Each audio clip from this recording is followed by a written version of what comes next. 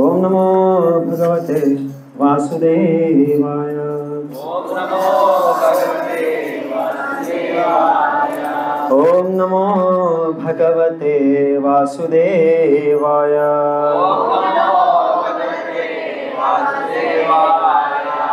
ओम नमो भगवते वासुदेवाय। ओम नमो भगवते वासुदेवाय। नारायणं नमस्कृत्य नरं चैव नरोत्तमं देवीं सरस्वतीं व्यासं ततो जयमुदीरयेत्।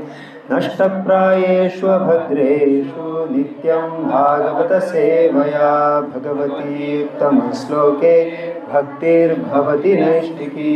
कृष्णाय वासुदेवाय देवकीनन्दनाय च नन्दगोपकुमाराय गोविन्दाय नमो नमः। विष्णुपादाय कृष्णप्रेष्ठाय भूतले श्रीमते भक्तिवेदान्त स्वामी इति नाम्ने। नमस्ते सारस्वते देवे गौरवाणी प्रचारिणे निर्विशेषा शून्यवादी पाश्चात्यदेशतारिणे। जय श्री कृष्ण चैतन्य प्रभु नित्यानंद श्री अद्वैत गदाधर श्रीवासादि गौर भक्तवृंद। हरे Krishna Krishna Krishna Hare Hare Hare Ram Ram Ram Hare Hare.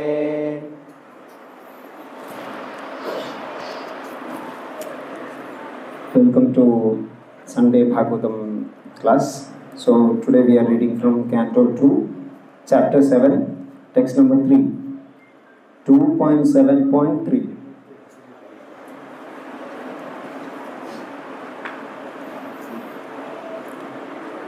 Jajne cha slogas. Okay, set to come. 2.7.3.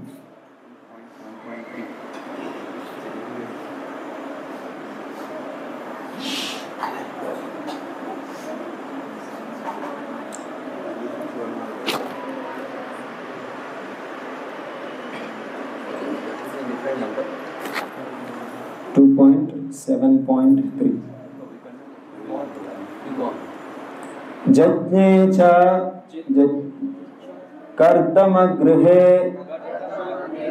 द्विज देवहूत्यां स्त्रीभिः समं नवभिर् आत्मगतिं स्वमात्रे ऊचे ययात्मा समलं गुणसंग पंकम् अस्मिन् विधूय कपिलस्य गतिं प्रपेदे। जज्ञे च कर्दमगृहे द्विजदेवहूत्यां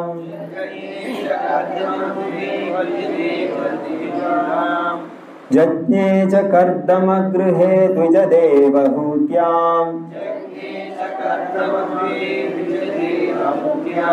स्त्रीभिः समं नवभिरात्मगतिं स्वमात्रे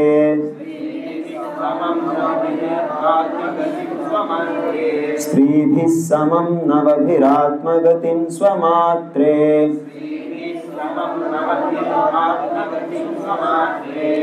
ऊचेययात्मशमलं गुणसङ्गपङ्कम् ऊचेययात्मशमलं गुणसङ्गपङ्कम् अस्मिन् विधूय कपिलस्य गतिं प्रपेदे। अस्मिन् विधूय कपिलस्य गतिं प्रपेदे। जज्ञे च कर्दमगृहे द्विजदेवहूत्यां स्त्रीभिः समं नवभिरात्मगतिं स्वमात्रे ऊचेययात्मशमलं गुणसङ्गपङ्कम् अस्मिन् विधूय कपिलस्य गतिं प्रपेदे यज्ञे च कर्दमगृहे द्विजदेवहूत्यां स्त्रीभिः समं नवभिरात्मगतिं स्वमात्रे ऊचेयात्मशमलं गुणसङ्गपङ्कम् अस्मिन् विधूय कपिलस्य गतिं प्रपेदे यज्ञे च कर्दमगृहे द्विजदेवहूत्यां स्त्रीभिः समं नवभिरात्मगतिं स्वमात्रे ऊचेयात्मशमलं गुणसङ्गपङ्कम् अस्मिन् विधूय कपिलस्य गतिं प्रपेदे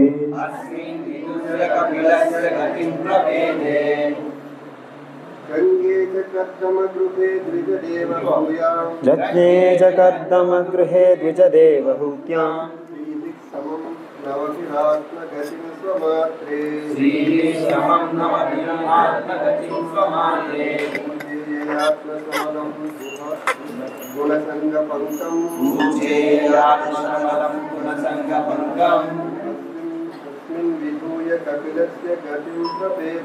अस्मिन् विधूय कपिलस्य गतिं प्रपेदे Mataji, come on, somebody can, one devotee can. यज्ञे च कर्दमगृहे द्विजदेवहूत्यां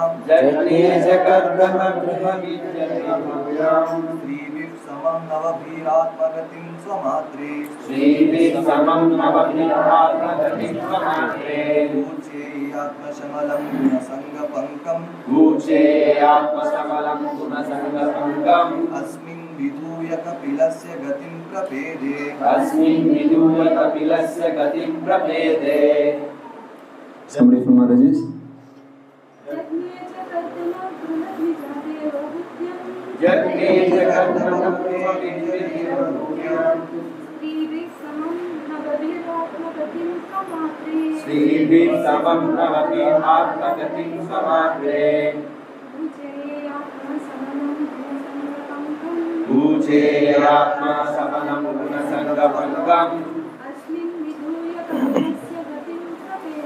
अस्मिन् विधूय कपिलस्य गतिं प्रपेदे Jatne took birth.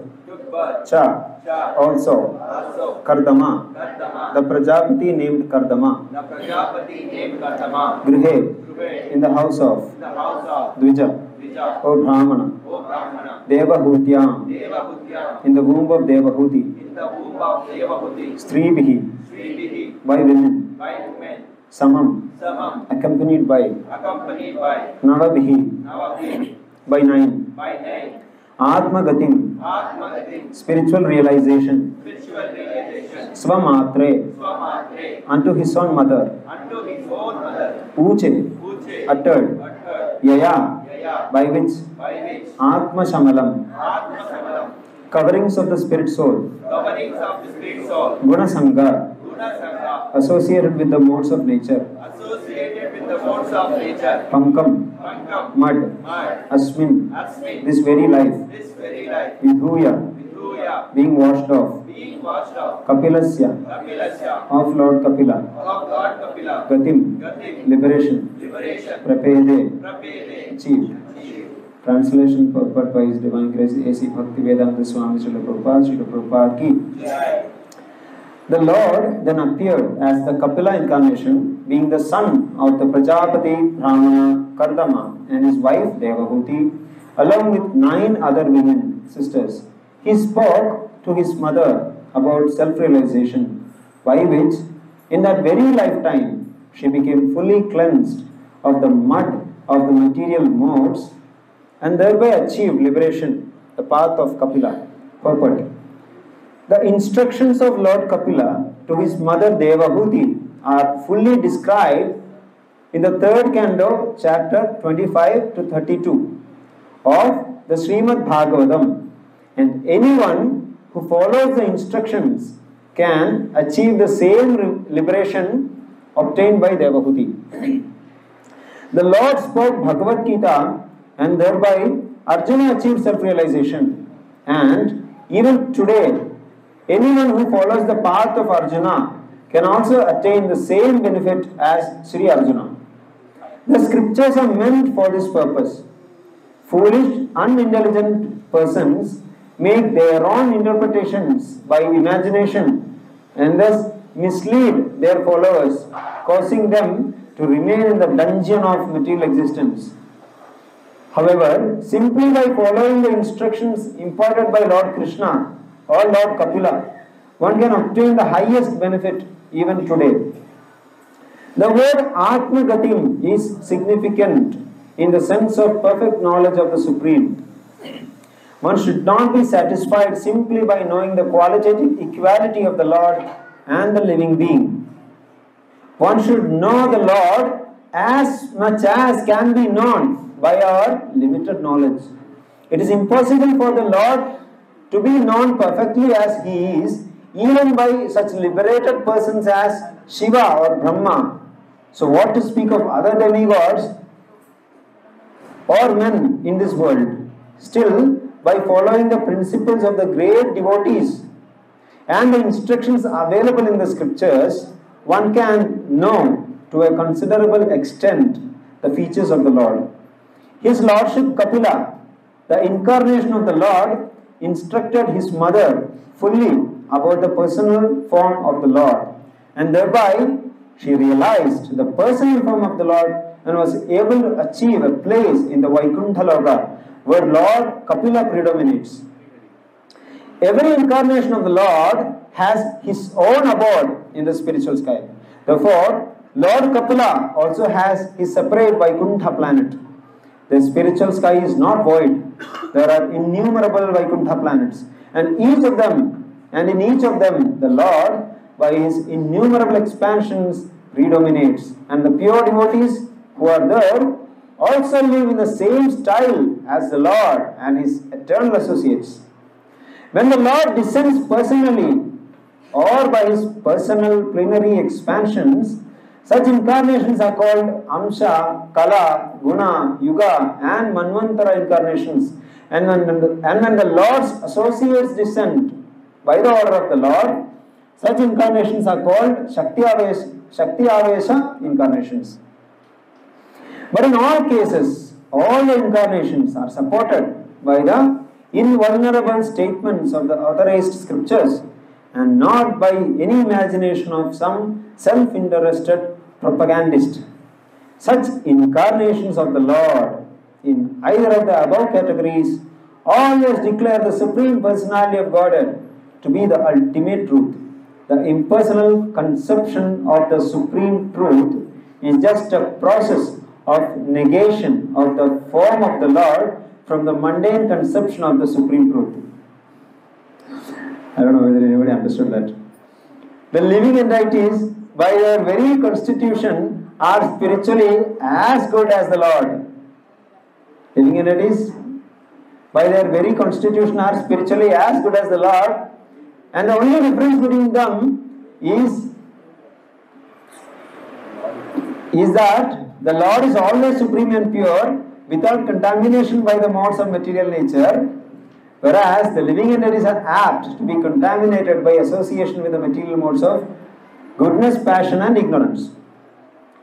Lord is always pure, living entities get contaminated by modes of nature. Sattva, Rajas, Tamo, Guna. This contamination by the material modes can be washed off completely by knowledge, renunciation and devotional service. Devotional service to the Lord is the ultimate issue, and therefore those who are directly engaged in the devotional service of the Lord not only acquire the necessary knowledge in the spiritual science, but also attain detachment from material connections and are thus promoted to the kingdom of God by complete liberation, as stated in the Bhagavad Gita 14.26. मांचयोग्यभिचारेण भक्तियोगेन सेवते सगुणान् समधीतेतान् ब्रह्मभूयाय कल्पते. Even in the non-liberated stage, a living entity can be directly engaged in the transcendental loving service of the personality of Godhead, Lord Krishna, or his plenary expansions like Rama and Narasimha. Thus, with the proportionate improvement of such transcendental devotional service, the devotee makes definite progress towards Brahmagatim or Atmagatim and ultimately attains Kapilasya Gatim or the abode of the Lord without difficulty. The antiseptic potency of the devotional service to the Lord is so great that it can neutralize the material infection even in the present life of a devotee. A devotee does not need to wait for his next birth for complete liberation. He can get liberated in the same life. Om Ajnanatimirandasya Jnananjanashalakaya Chakshurmilitam Yena Tasmai Sri Gurave Namah. Jai Shri Krishna Chaitanya Prabhu Nityananda Shri Advaita Gadadhara Shri Vasari Gaura Bhakta-vrinda. Hare Krishna Krishna Krishna Hare Hare Hare Rama Rama Rama Hare Hare.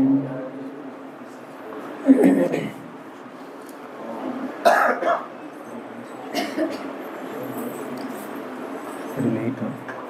Too late. Translation is no?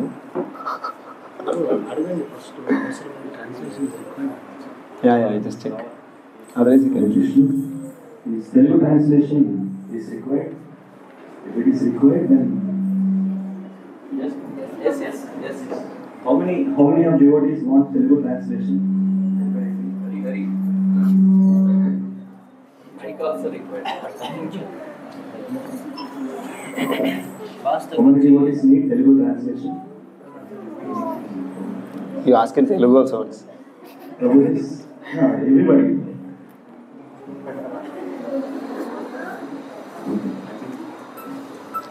Okay.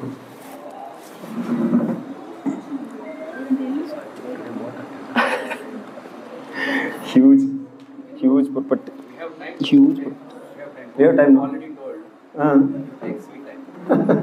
He is giving special class. Nice. So this particular chapter of Srimad Bhagavatam of 7th chapter is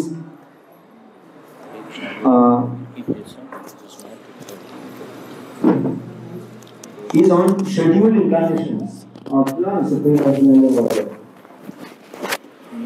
7th chapter is talking about scheduled incarnations of Supreme Personality of Godhead. So 7th. So 7వ అధ్యాయం వచ్చేసి భగవంతుని యొక్క ఇక్కడ చెప్పబడుతుంది 7వ అధ్యాయంలో. We are discussing second canto of Srimad Bhagavatam in second canto 7th chapter. So మనము 2వ స్కందం 7వ అధ్యాయం మనం ఇప్పుడు డిస్కస్ చేసుకుంటాం. So in this third sloka, one avatara called Lord Kapila is being discussed. So 7వ అధ్యాయంలో భగవంతుని యొక్క అవతారం కపిల దేవుడి గురించి ఇక్కడ మనం చర్చించుకోబోతున్నాం. In our ISKCON Sheshadripuram temple, there is one devotee, his name is Ananda Vallabh Prabhu. He is a very nice youth preacher. He is actually the one who really started youth preaching in Sheshadripuram temple, Ananda Vallabh Prabhu. So మన శేషాద్రిపురం టెంపుల్లో ఒక devotee ఉండేవారు అనమాట. So వాళ్ళ పేరు అనంత వల్లభ ప్రభు. So వాళ్ళు వచ్చేసి యువతకి మంచి ప్రచారం చేసేవాళ్ళు అనమాట. So Ananda Vallabh Prabhu, when he first came to ISKCON, in the beginning, he came to the temple and he was listening to the lecture. Suddenly, and he was very much, at that time, he was a young boy and he was very much, he was a cricket fan. And in the lecture, somebody was talking about Kapil Dev. Somebody was saying Kapil Dev is so great. And he was so happy. Okay, I have to come to this correct place.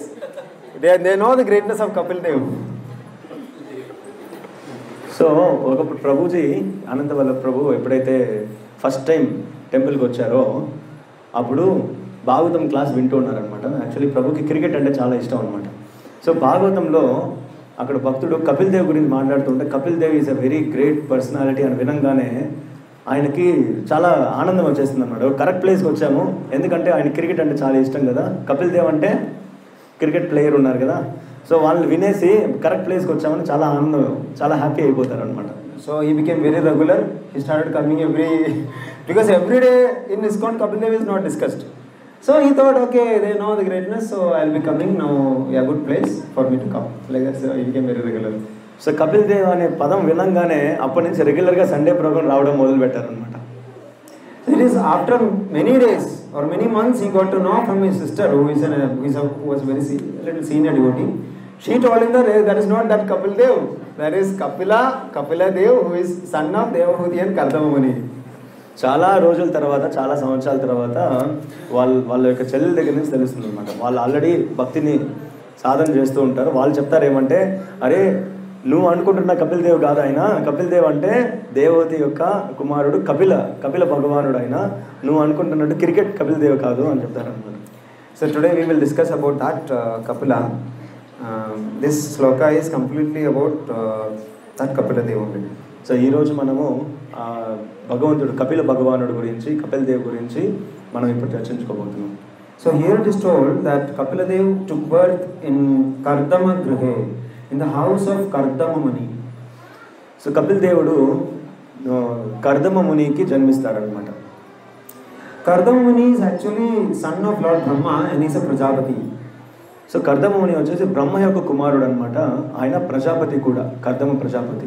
Prajapati means those people who are entrusted by Lord Brahma to expand the population of this world. So ప్రజాపతులు అంటే ఎవరంటే బ్రహ్మ ద్వారా నియమించబడిన వాళ్ళు అనమాట. ఈ ప్రజల్ని ప్రజాస్వామ్యాన్ని ఇంక్రీజ్ చేసే వాళ్ళని ప్రజాపతులు అంటారు అనమాట. బ్రహ్మ ద్వారా నియమించబడిన వాళ్ళని ప్రజాపతులు అంటారు. So this Kardama Muni was also instructed in the same way to expand the population of this world. So what he did was, he did tapasya. He already was a very much accomplished yogi. He had all the Ashtasiddhis. Still what he did was, he did tapasya to please Supreme Lord. So Kardama మునికి కూడా అలాంటి సూచనే వస్తుందన్నమాట. బ్రహ్మ సూచిస్తారు, నువ్వు ప్రజల్ని విస్తరింపచేయాలి అనేసి కపిల్ దేవుడికి సూచింపజేస్తారనమాట. కర్దమ ముని ఇదివరకే ఆధ్యాత్మికంగా చాలా యోగ సిద్ధిని సాధన చేసిన వాళ్ళు అనమాట. ఆయనకు అన్ని అష్టసిద్ధులన్నీ కలిగి ఉంటాయి. అయినా కూడా మళ్ళీ తపస్సు ధ్యానంలోకి వెళ్తారు అనమాట. ఎందుకు? దేవాది దేవుడైన శ్రీకృష్ణుని ప్రసన్నం చేసుకోవడానికి ఆయన ధ్యాన స్థితిలో ఉంటారనమాట. He did tapasya for 10,000 years. So you may be thinking, how one person will be alive to do tapasya for 10,000 years? This was Satyuga. At that time, average lifespan of people were like 1 lakh years. Kardama ముని ఎన్ని సంవత్సరాలు తపస్సు చేశారంటే 10,000 సంవత్సరాలు తపస్సు చేశారనమాట. ఎవరైనా ఊహించుకోగలుగుతారా 10,000 సంవత్సరాలు బతికి తపస్సు చేసేవాళ్ళు? ఎందుకంటే కర్దమ ముని సత్యయుగానికి సంబంధించిన వాళ్ళు. సత్యయుగంలో మనుషులు 1,00,000 సంవత్సరాలు బతికేవాళ్ళు అనమాట. సో 1,00,000 సంవత్సరాలు జీవించేవాళ్ళు. 10,000 సంవత్సరాలు కర్దమ ముని తపస్సులో ఉంటారనమాట. So if you compare it with our lifetimes, it is almost like dedicating 10 years for tapasya completely. If you see in our parampara, Bhakti Siddhanta Saraswati Thakur, he did 12 years of continuous sadhana. He chanted like Haridas Thakur for 12 years. Whole day he was standing. So Kardama ముని 10,000 సంవత్సరాలు సత్యయుగంలో తపస్సు చేశారు కదా. ఆ ఎఫర్ట్ని, ఆ ప్రయత్నాన్ని ఇప్పుడు కలియుగంలో పోల్చుకుంటే మన తపస్సు, మన ప్రయత్నం ఎన్ని సంవత్సరాలు చేయాలంటే 10 సంవత్సరాలు మనం చేసినట్టుగా అనమాట. ఈ కలియుగంలో అలాంటి తపస్సు దేనికి సమానం అంటే 10 సంవత్సరానికి సమానం. ఇదే తపస్సు ఎవరు చేశారు? భక్తి సిద్ధాంత సరస్వతి మహారాజు 12 సంవత్సరాలు నామాచార్య హరిదాస్ ఠాకూర్ లాగా ప్రతిరోజు నామ జపం చేస్తూనే ఉంటారనమాట. So Kardama Muni meditated on Lord Vishnu. Kardama Muni meditated on Lord Vishnu. Why he meditated on Lord Vishnu? Because that was the prescribed method of doing worshipping the Lord or achieving absolute truth. Why in Krita Yuga or Satya Yuga, Krite dhyayato Vishnu Tretayam yajato mukhe Dwapare paricharyayam kalau harikirtana. So Kardama ముని ధ్యానం చేస్తున్నప్పుడు, తపస్సు చేస్తున్నప్పుడు శ్రీ మహావిష్ణువుని మనసులో పెట్టుకొని ధ్యానిస్తూ ఉంటారనమాట. ఎందుకు శ్రీ మహావిష్ణువుని ధ్యానిస్తూ ఉన్నారంటే సత్యయుగానికి ఆ యుగ ధర్మం అన్నమాట. సత్యయుగంలో మనం తపస్సుని ఆచరించాలన్నా, ధ్యానం ఆచరించాలన్నా ఆ యుగ ధర్మం ఏంటంటే శ్రీ మహావిష్ణువు మీద ధ్యానించాలి. సో మనకు అందరికీ తెలుసు ఆ శ్లోకం, కృతయే ధ్యాయతో విష్ణు త్రేతాయం యశతో మకై ద్వాపరే పరిచర్యాయాత్ కలోతద్ హరికీర్తనాత్. సో కర్దముని సత్యయుగానికి సంబంధించిన వాళ్ళు కాబట్టి తపస్సుని ధ్యానాన్ని ఆచరించాలి అంటే శ్రీ మహావిష్ణువు మీద ధ్యానం చేయాలి అనేసి. So if one wants to do just like Kardama Muni in Kali Yuga, he has to do Sankirtana Yajna. And in Sankirtana Yajna, Krishna is saying in Bhagavad Gita, Yajnanam Japa Yajnosmi. So Japa one has to do, that is why Bhakti Siddhanta Saraswati Thakur did Japa. So అదేవిధంగా ఈ కలియుగంలో మనం అలాంటి తపస్సుని ఆచరించాలి అంటే కలియుగానికి సంబంధించిన యుగధర్మం ఏంటి? నామ సంకీర్తనం. అదే భగవద్గీతలో శ్రీకృష్ణుడు కూడా చెప్తారు ఏంటంటే యజ్ఞాత్ జప యజ్ఞోస్మి అని చెప్తారనమాట. సో అందుకే భక్తి సిద్ధాంత సరస్వతి మహారాజ్ ఈ కలియుగంలో అలాంటి తపస్సుని ఆచరించడానికి ఏం తపస్సు ఆచరించారో నామయజ్ఞం చేశారనమాట. 12 సంవత్సరాలు హరినామ జపం చేస్తూనే ఉండాలన్నమాట. So now what we have to do is we have to transport ourselves to this Kardama Muni's ashram. We have to mentally visualize Kardama Muni's ashram.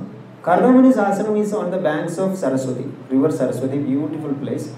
On the bank of Saraswati, which is a big river, there is a small lake called Bindu Sarovar. On the bank of Bindu Sarovar is the ashram of this Kardama Muni. So మనము కర్దముని యొక్క ఆశ్రమాన్ని మనము visualise చేసుకోవాలన్నమాట. మన మనసులోనే మనం అర్థం చేసుకోవాలి ఎక్కడ స్థిరపడింది ఈ ఆశ్రమం అనేది, ఎక్కడ ఉంది అనేసి మనం మనసుతోనే నిర్మించుకోవాలన్నమాట. సో ఎక్కడుంది కర్దముని ఆశ్రమం? సరస్వతి నదీ తీరంలో, సరస్వతి నదీ తీరం పైన ఇంకొక బిందు సరోవరం అనేసి ఒకటి ఉంటుందన్నమాట. ఆ బిందు సరోవరం గట్టు దగ్గర కర్దముని ఆశ్రమం అనేది ఉంటుంది.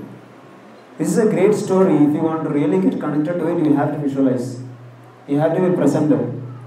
So, if you see Kardama Muni's ashram, Bindu Sarovar is full of lotuses, swans, other birds. There are in that forest there are different types of deers, elephants, boar, different animals. All are like peaceful kind of animals, birds, flowers. Nice place. You have to visualize and be present in Kardama Muni's ashram.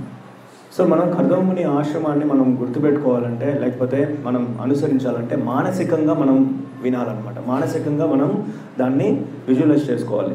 So బిందు సరోవరం ఎలా ఉంటుంది అంటే తామర పుష్పాలతో, ఎంతో మంచి పువ్వులతో బాగా అలంకరించబడి ఉంటుందన్నమాట. సో అక్కడ చాలా నిర్మలంగా సస్యశ్యామలంగా ఉండే ప్రదేశంలో కర్దముని ఆశ్రమం అనేది ఉంటుందన్నమాట అక్కడ.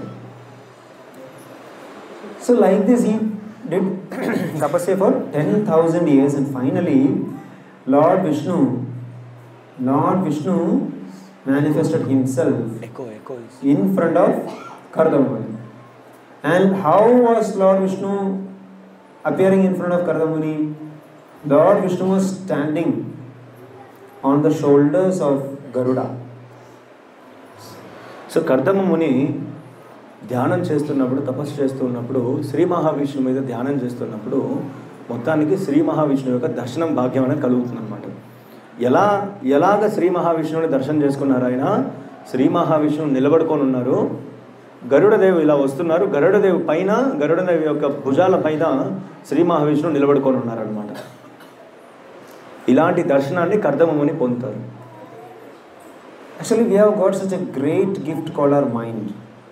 This mind is giving all the torture to our whole lifetime, and this mind is the same thing that we can use to visualize on different aspects of Bhagavatam, different forms of the Lord, different scenes from Bhagavatam. So ఇది మన మనసు యొక్క గొప్పతనం అన్నమాట. మన మనసు అనుకుంటే మన జీవితం మొత్తానికి మనకు నరకము చూపించగలుగుతుంది.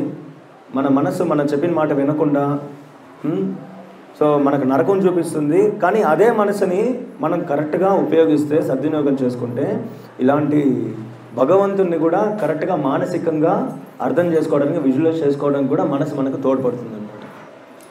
So now you see Lord Vishnu standing on the shoulders of Garuda.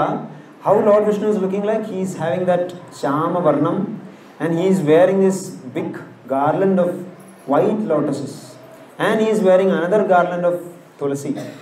Then he is wearing a golden crown on his head. So ఇది కర్దమముని శ్రీ మహావిష్ణువు యొక్క దర్శనాన్ని ఎలా వీక్షించారు, ఎలా దర్శనం చేసుకున్నారని చాలా చక్కగా వర్ణించబడింది అనమాట భాగవతంలో. సో ఇది మనం మానసికంగా మనం అర్థం చేసుకోవాలి. ఇప్పుడు మనం స్వయంగా శ్రీ మహావిష్ణువుని మనం చూడలేం, కానీ ఇక్కడ ఒక వర్ణనాన్ని మనం మానసికంగా మనం తీసుకున్నామంటే, వర్ణించుకున్నామంటే మనకు అర్థమవుతుంది అనమాట శ్రీ మహావిష్ణువు ఎలా ఉన్నారు అనేసి. సో కర్దమముని వర్ణనలో మనం ఇక్కడ అర్థం చేసుకోవచ్చు. ఎలా ఉన్నారంట, శ్రీ మహావిష్ణువు గరుడదేవి మీద నిలబడుకొనేసి వస్తున్నారనమాట. శ్రీ మహావిష్ణువు శ్యామ వర్ణంలో తులసి కమల పువ్వులతో ఒక పూలమాల వేసుకో ఉన్నారు. అదే వక్షస్థానంలో తులసి మాల కూడా వేసుకో ఉన్నారు. అండ్ గోల్డెన్ క్రౌన్ బంగారు కిరీటంలో ఉన్నారనమాట. Then in his 4 hands he has got Shankha, Chakra, Gada, Padma. And this Padma is like white lotus. He's having a white lily or a white lotus. Then on his neck he has got this Kaustubha jewel also. And he is wearing yellow garments. So ఇంకా వర్ణాలు ఉన్నాయన్నమాట. ఎలా అంటే ఆయన యొక్క 4 చేతుల్లో 4 ఆయుధాలు ఉన్నాయన్నమాట. శంఖ, చక్ర, పద్మ, గద. పద్మ వచ్చేసి చాలా వైట్ లోటస్, అంటే తెల్ల రంగులో ఉండే కమల పువ్వు అనమాట. అండ్ నెక్స్ట్ పీతాంబర వస్త్రాలు వేసుకొని ఉన్నారనమాట. Seeing this, immediately our Kardamuni becomes really ecstatic and he falls down and he becomes fully ecstatic. And he prays to the Lord, he praises the Lord that you are that one medium through which one can cross this material ocean of ignorance. So ఎప్పుడైతే మానసికంగా ఇలాంటి దర్శనాన్ని చూస్తారో, ఇలాగ చక్కగా వర్ణించబడిన శ్రీ మహావిష్ణువు దర్శనం చూస్తారో, కర్దమముని చాలా తన్మయత్వంలోకి వెళ్ళిపోతారనమాట. తన్మయత్వంలోకి వెళ్ళిపోయి శ్రీ మహావిష్ణువుని ప్రశంసించడానికి మొదలు పెడతారు. ఈ భౌతిక లోకంలో నుంచి, ఈ జన్మ మృత్యు జరావ్యాధుల్లో నుంచి మనం తప్పించుకొని వెళ్ళడానికి ఉన్న ఏకైక మార్గం నువ్వు ఒక్కటే శ్రీ మహావిష్ణువు అనేసి శ్రీ మహావిష్ణువుని ప్రశంసించడం, గ్లోరిఫై చేయడం మొదలు పెడతారన్నమాట.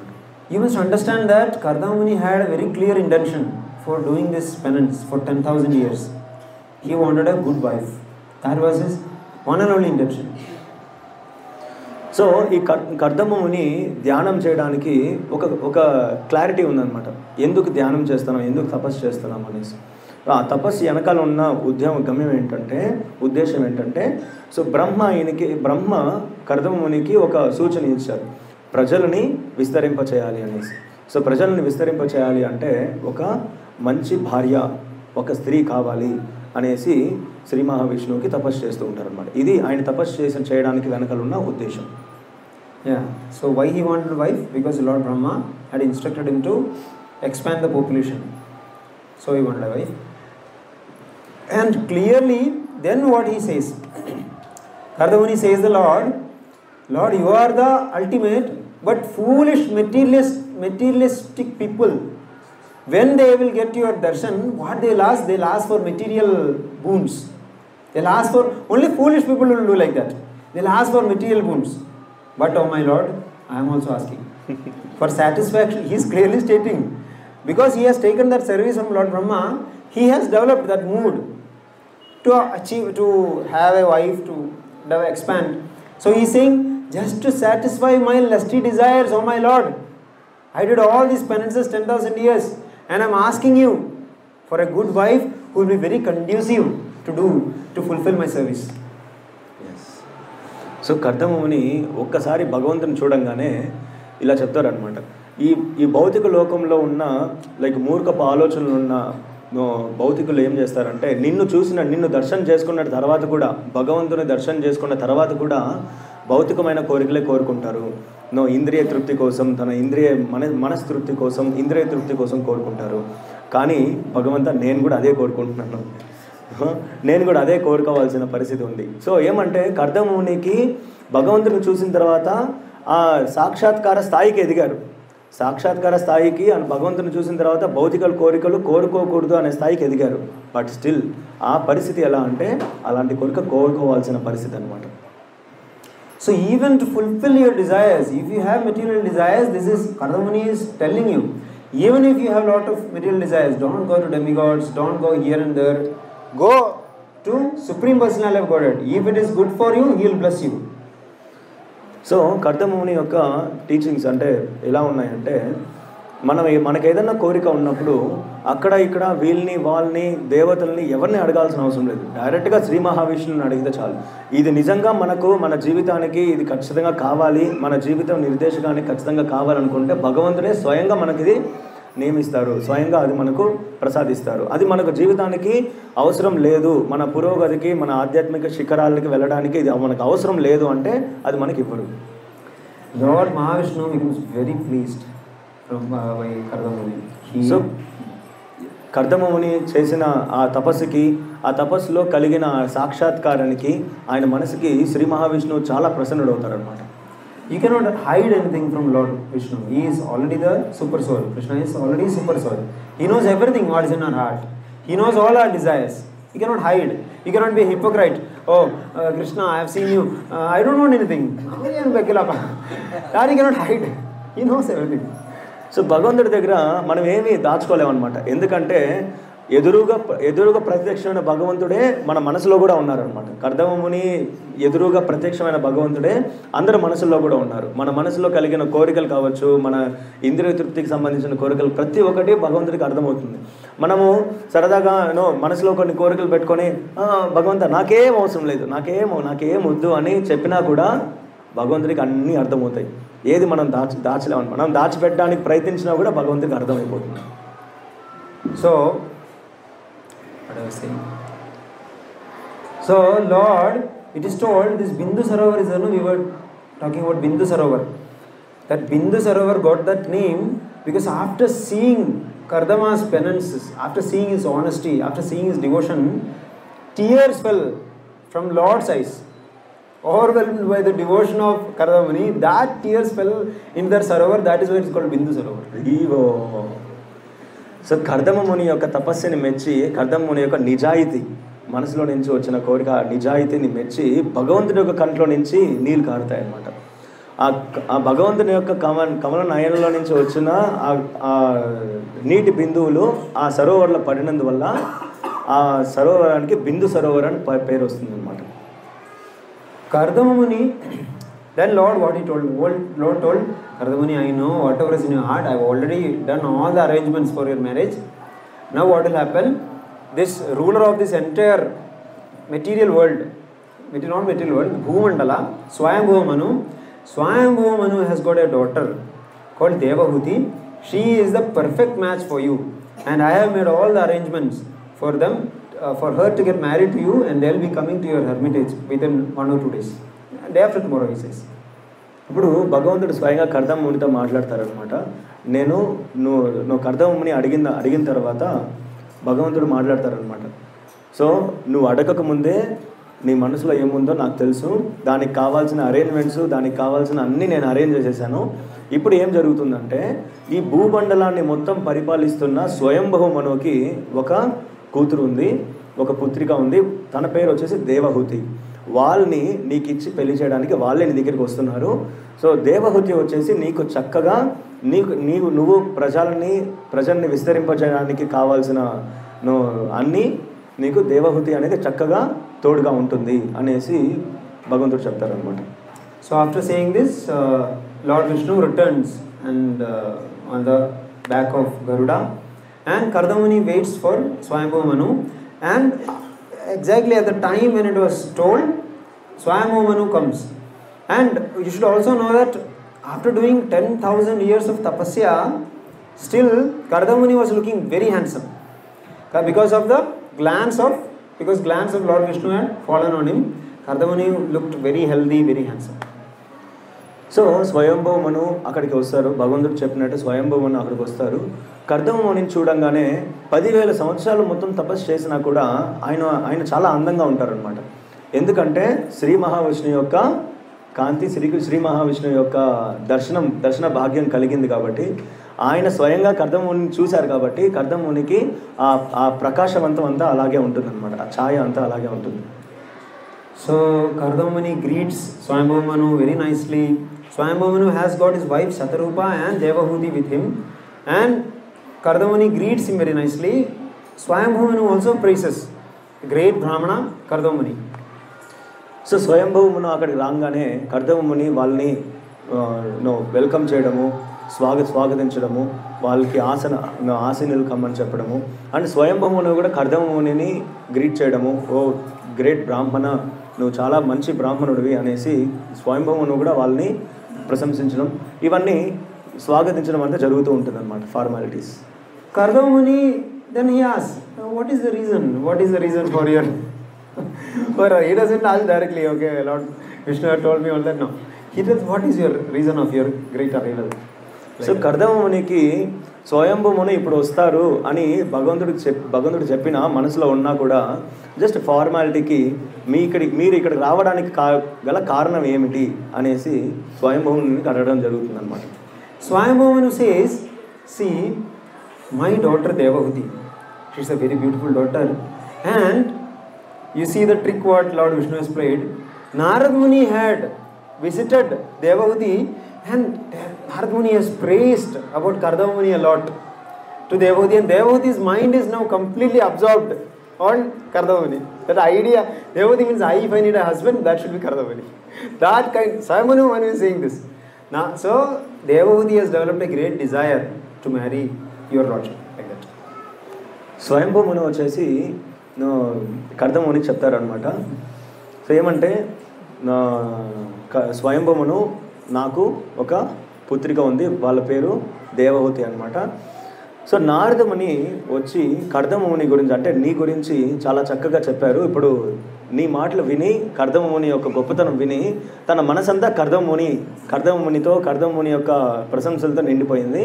దేవహూతి ఇప్పుడు ఏం చెప్తా ఉన్నారంటే పెళ్లి చేసుకుంటే కర్దమమునినే పెళ్లి చేసుకోవాలి అనే మనసు వచ్చేసింది అనమాట. సో అందువల్ల దేవహూతి స్వయంభవమును చెప్తున్నారనమాట దేవహూతి గురించి. ఎవరికి? కర్దమముని చెప్తున్నారు. So Swayambhuvamanu requests Kardamuni, you should please accept my daughter, all that. And Kardamuni also praises the beauty of Devahuti. Her beauty is known to the whole three worlds, like that Kardamuni also praises. And finally their marriage happens. So Swayambhavamanu వచ్చేసి కర్దమమునిని request చేస్తారనమాట, దయచేసి మా పుత్రికని పెళ్లి చేసుకొనేసి నీ యొక్క కార్యక్రమాలు కానీ చేసి అనేసి రిక్వెస్ట్ చేస్తారనమాట.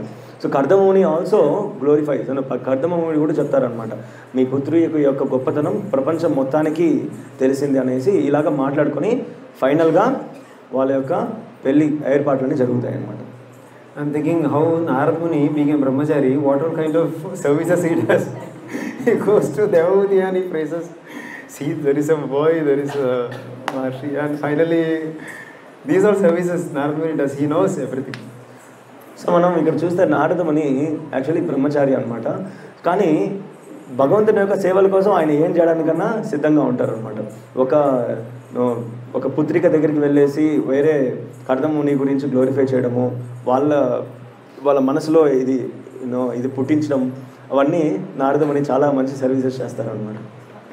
Kardamuni also gets into this marriage with one condition. He says to Swayambhuvamanu, once this marriage happens and once I beget children in the womb of Devahuti, I'll leave her. I'll leave and go. That condition. With that condition, he marries Devahuti.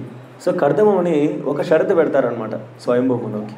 So ఆ షరతు ఏమంటే, మీరు చెప్పినట్టే నేను దేవహూతిని పెళ్లి చేసుకుంటాను, కానీ ఎప్పుడైతే తనకు ఒక సంతానం కలుగుతుందో, ఒక పుత్రుడు పుడతాడో ఆ తక్షణమే నేను దేవహూతిని అందరినీ వదిలేసి నేను వెళ్ళిపోతాను అని చెప్తారనమాట. ఈ షరతుకి ఓకే అయితే, ఈ షరతు నువ్వు ఒప్పుకుంటే నేను పెళ్లి చేసుకుంటాను అని స్వయంభవముని చెప్తారనమాట. So after their marriage, what happens? Kardamuni continues his austerities, Kardamuni continues his yajna, all that. And Devahuti is serving him. She is like completely dedicated to Kardamuni, and she is giving Kardamuni that much important, even more than God. She is thinking like that, and she is serving. So ఈ షరతాన్ని తీసుకున్న తర్వాత మొత్తానికి పెళ్ళి అనేది జరుగుతుంది. అయిపోయిన తర్వాత కర్దమముని ఆయన యొక్క తపస్సు అనేది కంటిన్యూ చేస్తూనే ఉన్నారనమాట. ఆయన యొక్క ధ్యానం కంటిన్యూ చేస్తూ ఉన్నారు, యజ్ఞాలు చేస్తున్నారు, హోమాలు చేస్తున్నారు, అవన్నీ చేస్తున్నారు. కానీ దేవహూతి కూడా కర్దమమునికి తోడుగా అన్ని సేవలు చేస్తున్నారు. దేవహూతి మనసులో ఎలా అంటే కర్దమముని భగవంతుడి కన్నా ఇంకా గొప్పగా కర్దమమునికి సేవ చేస్తూ ఉంటారనమాట. So much care she is serving, and finally what happens? Not finally. She becomes like very lean, whole dust accumulates on her skin, her beauty gets faded, and she is like fully like covered. So ఇలా సేవ చేస్తూ చేస్తూ ఏమైపోతుందంటే తను చాలా సన్నగా వెళ్ళిపోవడం, తన దేహం అంతా సన్నగా అయిపోవడం, ఇంతకుముందు ఉన్నంత అందం, కాంతి అంతా తగ్గిపోవడం, అంత దేహం ఇదంతా మురికి మట్టి ఇలాగా మారిపోతారనమాట. This episode of Kardamamuni and Devavuti's marriage is like really one great example for all Grihasthas.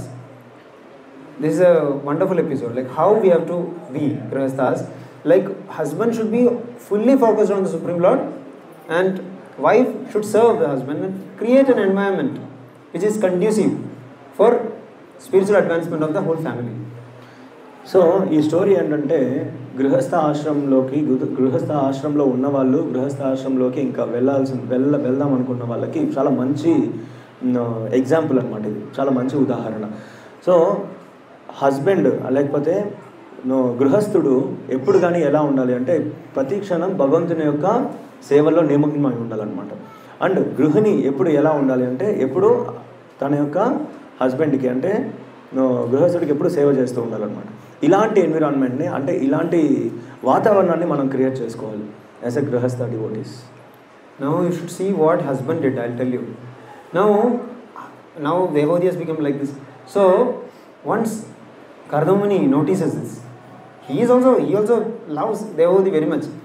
One day he notices that, my God, this is a beautiful princess. She has come to this very humble place of mine, and she has become tired, and she has become completely covered. She has become ugly looking, like not ugly looking, but still very faded, and he feels very sad for that. So Kardamamuni తర్వాత దేవహూతిని గమనిస్తారనమాట. So ఒక రాజకుమారి ఒక రాజ సంస్థానం నుంచి వచ్చినప్పుడు ఎలా ఉంది, కానీ నాకు సేవలు చేస్తే ఇక్కడికి వచ్చినప్పుడు ఎలా మారిపోయారు, ఎలా అయిపోయారు అనేసి కర్దమముని దీన్ని గమనిస్తారనమాట. సో కర్దమమునికి కూడా దేవహూతిని పట్టించుకుంటూ ఉంటారు. బట్ ఇలా అయిపోయేసరికి కర్దమమునికి ఒక బాధ వచ్చేస్తుంది అనమాట. అరే, నన్ను ఎక్కడో రాజ సంస్థానం నుంచి నా ఆశ్రమంలోకి వచ్చారు, సో నేను బాగా చూసుకోవాలి అనేసి అనుకుంటారు అనమాట కర్దమముని. He praises Devavati's selfless service like anything, and he says, you have really achieved. I mean, by doing this, you may not be knowing what I am experiencing. See, he is a yogi, he is experiencing a lot of bliss. You may not be knowing. Without knowing, she is serving. So I will grant all my experiences to you. He says that. Then he says, what? Like, he wants to know what she wants. So Kardamamuni దేవహూతిని చూడంగానే చాలా ప్రశంసిస్తారనమాట. So నిస్వార్థమైన సేవ నువ్వు చేసావు నాకు. So నువ్వు ఏమీ expect చేయకుండా, నా సేవలో ఏమీ ఎక్స్పెక్ట్ చేయకుండా సేవ చేశావు. అండ్ నెక్స్ట్ నేను యజ్ఞం ధ్యానం చేస్తున్నప్పుడు దాంట్లో నుంచి వచ్చే రిసిప్రోకేషన్ నేను ఆస్వాదించాను, నాకు తెలుస్తుంది అది. కానీ నాకు సేవ చేస్తున్న నీకు అదేమి తెలియకపోవచ్చు, బట్ తెలియకపోయినా కూడా నాకు నువ్వు బాగా సేవ చేస్తున్నావు. ఇప్పుడు నేను నీకేం చేయగలుగుతున్నాను అంటే, సో యజ్ఞం చేస్తున్నప్పుడు, భగవంతుని ఆరాధిస్తున్నప్పుడు భగవంతుడి దగ్గర నుంచి నాకు ఏదైతే రెసిప్రొకేషన్ వస్తుందో, ఏదైతే మనస్ఫూర్తిగా నేను భగవంతునికి సేవ చేసుకుంటున్నానో ఆ సంతృప్తి నేను నీకు కూడా ప్రసాదిస్తాను, నేను నీకు కూడా ఇస్తాను అనేసి కర్దమముని దేవహూతికి చెప్తానన్నమాట. So in spite of all this, Devavati never complained. She was serving with so much happiness, with so much satisfaction. But when she was asked about this, she told, as a woman, it is a great gift to have children in home. So I would obviously love to have children and a proper house for that. So ఇప్పటి వరకు ఈ సేవ చేస్తున్న వరకు దేవహూతి ఎటువంటి complaint కూడా కర్దమముని మీద చేయలేదన్నమాట. ఏ కంప్లైంట్ కూడా చేయలేదన్నమాట. సో కానీ కర్దమముని ఇలా అనేసరికి దేవహూతి స్త్రీ అయినందున లైక్ స్త్రీ అనగానే లైక్ పిల్లల గురించి ఆలోచిస్తారు, ఒక మంచి గృహం గురించి ఆలోచిస్తారనమాట. సో ఇది కర్దమమునిని అడుగుతారనమాట. సో నాకు పిల్లలు కావాలి, అండ్ నెక్స్ట్ ఉండటానికి ఒక మంచి గృహం కావాలి. ఈ రెండే అడుగుతుంది దేవహూతి ఎవరిని? కర్దమమునిని. Then Kardamamuni says, do one thing, you go and take bath in the Bindu Sarovar. Then okay, she goes and takes bath in the Bindu Sarovar. When she enters Bindu Sarovar, suddenly she will notice that underneath the Bindu Sarovar there are thousands of maid servants waiting for her. And what those maid servants will do, they will all take her, nicely bathe her, nicely decorate her, and they'll feed her some special nectar. She'll all regain her old beauty, even higher beauty, and she becomes really beautiful, decorated with ornaments and beautiful clothing. So అప్పుడు దేవహూతి నువ్వు కర్దముని చెప్తారనమాట దేవహూతిని, నువ్వు వెంటనే వెళ్ళి బిందు సరోవర్లో నువ్వు స్నానం ఆచరించి రమ్మని చెప్తారనమాట. సో దేవహూతి బిందు సరోవర్కి వెళ్ళంగానే అక్కడ ఎంతోమంది పని వాళ్ళు ఉంటారనమాట, అంటే నౌకర్యులు. వాళ్ళ పని ఏమంటే దేవహూతి కిందకి దిగంగానే ఆ చలికత్తెలందరూ ఏం చేస్తారంటే దేవహూతికి స్నానం చేయించడము, అన్ని అలంకారాలు చేయించడము, లైక్ స్పెషల్ పౌడర్స్తో అంతా అలంకరించడము. ఇలాగా దేవహూతి అంతకుముందు వచ్చిన అందాన్ని మళ్ళీ పునరావృతం చేసేటట్టుగా అంటే అమృతాన్ని సేవించడం. సో ఇలాగా చేసి దేవహూతి ఎలా అవుతుందంటే అంతకుముందు రాజ సంస్థానం నుంచి వచ్చినప్పుడు ఎంత అందంగా ఉన్నారో దానికన్నా ఇంకా అందంగా మారుతుందన్నమాట. See, when you have some material desires, if you have a lot of material desires, frustration is for sure. You will not get any of those. Always frustrated. When you get out, when you transcend that material desires, then all those desires will be fulfilled. That time you will be really in a healthy state of mind. You will be able to receive those material opulences. Otherwise it is all sickness. Because Lord knows, when you are having these material desires like a disease, if it is getting fulfilled, no use. Only your disease will increase. When you transcend that, Devoti had completely transcended. She was a princess. She was staying like a beggar in that ashram. With no complaints. So all her material desires, obviously it is there in the core of the heart, all got fulfilled. So ఇక్కడ మనం తెలుసుకోవాల్సింది ఏంటంటే ఎప్పుడైతే మనం భౌతిక కోరికలతో ఎప్పుడు తప్పిస్తూ ఉంటామో, బంధంతో ఉంటామో, అప్పుడు మనకి అవేమి దొరకవు అనమాట. భగవంతుడికి తెలుసు, ఒకవేళ అది మనం ప్రసాదించినా కూడా అది మనకు ప్రసాదించబడినా కూడా మనకు సంతృప్తి అనేది ఉండదు. ఇంకా మనకు కోరికలు పెరుగుతాయి, కానీ మనకు ఏదైతే కోరుకున్నామో అది మన ముందర వచ్చిన తర్వాత కూడా మనం హ్యాపీగా ఉండలేము. సో ఎప్పుడైతే మనం ఈ భౌతిక కోరికలకి అతీతంగా మనం ఎప్పుడైతే పరివర్తన చెందుతామో, భౌతిక కోరికల మీద ఎప్పుడైతే మన మనసు వెళ్ళదో, అప్పుడు భగవంతుడు మనకి ఏ టైంలో ఏది మనకు కలగాలో అవంతా మనకు ప్రసాదిస్తారనమాట. ఉదాహరణ ఏంటంటే దేవహూతి. సో దేవహూతి కంప్లీట్గా ఈ భౌతిక కోరికల దగ్గర నుంచి అతీతంగా వెళ్తుందనమాట. అతీతంగా ఉంటుంది తన మనసు అంతా. సో తను వచ్చింది ఎక్కడి నుంచి వచ్చింది? రాజ సంస్థానం నుంచి వచ్చిందనమాట, ఒక రాజకుమారి. అలాంటి రాజకుమారి కర్దమముని ఆశ్రమంలో తన యొక్క పరిస్థితి ఎలా మారిపోతుందంటే, ఒక అడుగు తినే స్త్రీ ఎలా ఉంటారు, బెగ్గింగ్ చేసుకునే స్త్రీ ఎలా ఉంటారు, సో అంత దీన స్థితికి వెళ్ళిపోతుంది అనమాట. సో ఎప్పుడు కానీ ఒక కంప్లైంట్ కూడా ఇవ్వలేదన్నమాట. సో ఇది చూసి మనం అర్థం చేసుకోవచ్చు తనకు భౌతిక కోరికల మీద ఎంత బంధన ఉందని. Completely zero, right. సో దేవహూతికి భౌతిక కోరికల మీద ఎటువంటి ఆకర్షణ అనేది లేదన్నమాట. సో అప్పుడు భగవంతుడు తనకి ఏ టైంలో ఏది ప్రసాదించాలనేది భగవంతుడు అది చూసుకుంటాడు. ఇదంతా భగవంతుని యొక్క అరేంజ్మెంట్స్ ఇవన్నీ. Then when she immediately thinks about Kardamuni, immediately she is transported to Kardamuni with all those maid servants. And Kardamuni says, now you asked for a house, let me give you that. Suddenly, by the mystic, the Ashtasiddhis of Kardamuni, a 7-storied palace floating in the air is formed. So ఆ బిందు సరోవర్లో దేవహూతి ఎలా బాగా అందంగా అలంకరించబడిన తర్వాత అందరూ అక్కడుండే పని వాళ్ళందరూ దేవహూతిని తీసుకొని కర్దముని దగ్గరికి తీసుకొని వస్తారనమాట. అప్పుడు కర్దముని ఏం చేస్తారంటే, దేవహూతి నువ్వు ఒక మంచి గృహం అడిగావు కదా, ఉండటానికి ఒక మంచి ఆశ్రమం అడిగావు కదా, ఇప్పుడు నేను నీకోసం అది సృష్టిస్తాను అనేసి తన యొక్క తపోశక్తితో, దివ్యశక్తితో లైక్ 7 అంతస్తులు ఉండే ఒక పెద్ద భవనం సృష్టిస్తారనమాట. ఆ భవనం అనేది గాల్లో తేలుతూ ఉంటుందన్నమాట. కింద ఉండదు, గాల్లో తేలుతూ ఉంటుంది. Now you should not think that these are stories, because some palace is floating in the air. It may be just a story. These are not stories. Ashtasiddhis are so powerful, they can even create a planet, these yogis. So this is nothing for but one thing is that after seeing that, even Kardamuni is surprised, because this is how Lord works. Devotee doesn't exercise, most of the time devotee doesn't exercise his siddhis, but Lord is gifting all this. Kardamuni is like wonderstruck seeing the palace created by his own potencies.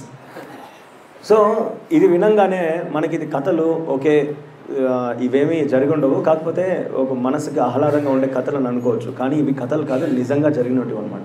అష్టసిద్ధికి అలాంటి శక్తులు ఉంటాయి. So అష్టసిద్ధులతో ఒక separate ప్లానెట్నే తయారు చేసే శక్తి ఉంటుందన్నమాట. ఒక separate గ్రహాన్నే తయారు చేసే శక్తులు ఉంటాయి. సో ఇంకొక ఆశ్చర్యం ఏంటంటే కర్దముని చేతుల ద్వారా ఆ 7 అంతస్తుల బిల్డింగ్ అనేది భవనం అనేది ఆ తయారు అవ్వంగానే కర్దమునికి ఆశ్చర్యం వచ్చేస్తుంది అనమాట. ఇంత బాగుంది ఏంటి అనేది.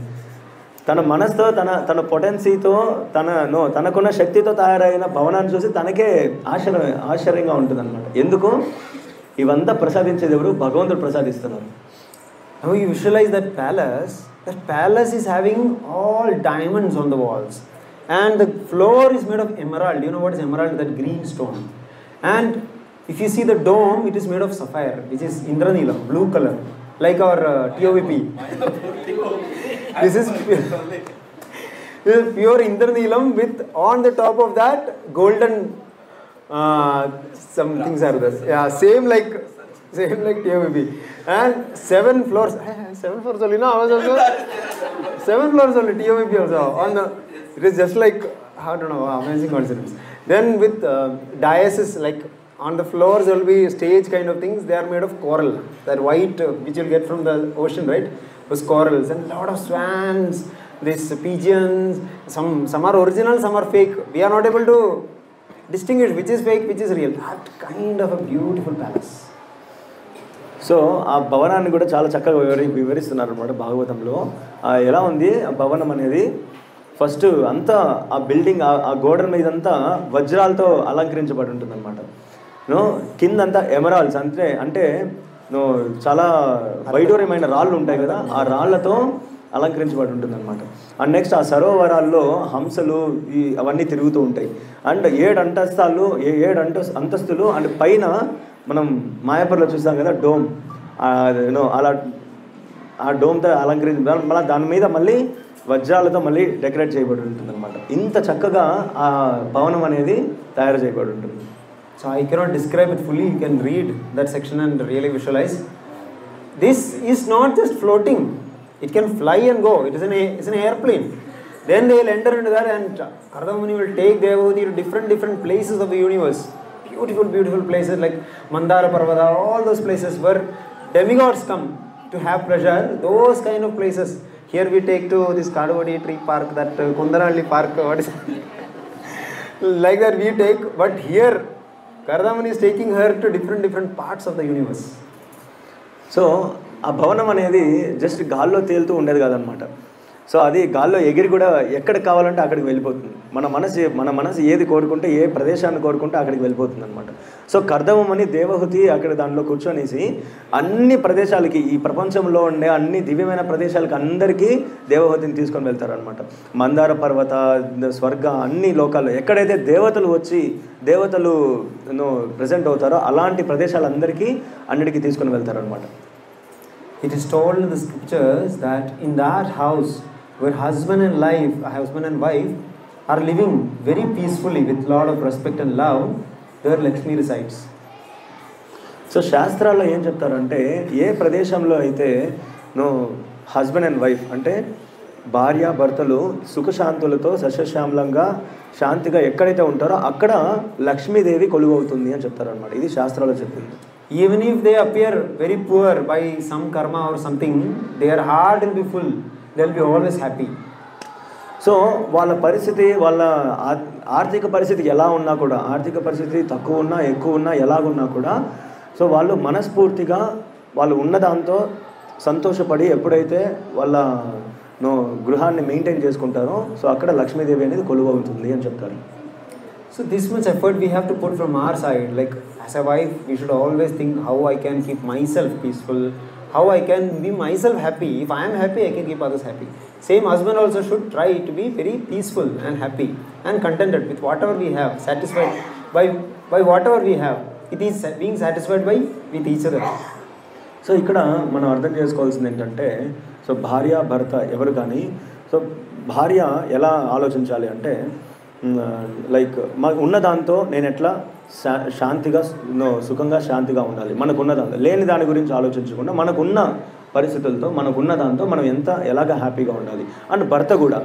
సో మనం ఉన్న దాంతో ఇంటికి ఎలాగ మనం అన్నీ ఏర్పాటు చేయాలి, అరేంజ్మెంట్స్ ఎలా చేయాలి, భార్యను ఎలా చూసుకోవాలి, ఎంత సెక్యూరిటీగా మనం ఉన్న దాంతో ఎలాగా చూసుకోవాలి అనేసి భర్త ఆలోచించాలన్నమాట.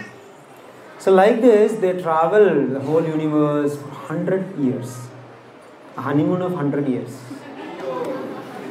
Yes.